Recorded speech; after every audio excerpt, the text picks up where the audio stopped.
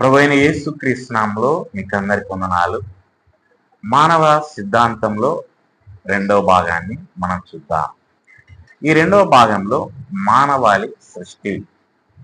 మానవులను దేవుడు చారిత్రక వ్యక్తులుగా, పురుషులు మరియు స్త్రీలుగా సృష్టించాడు. ఆదికాండం 2వ అధ్యాయం 7వ వచనము 21 నుండి 22 వచనాలు మనం గమనించవచ్చు.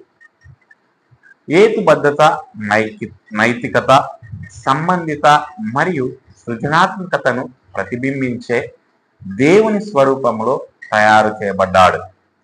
ఆదికాండము 1వ అధ్యాయము 26 నుంచి 27 దాకా మనం గమనించవచ్చు. సృష్టిపై సారథ్యం మరియు ఆధిపత్యంతో పని అప్పగించబడింది.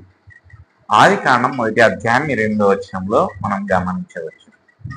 ఇది మానవత్వం, నీతిమంతుడు మరియు పవిత్రుడు దేవునితో పరిపూర్ణ సహవాసములో ఉంటుంది. ఆదికాండం 1వ అధ్యాయము 31వ వచనం. దేవుడు ఈ మాటలను దీవించునుగాక. ఆమేన్.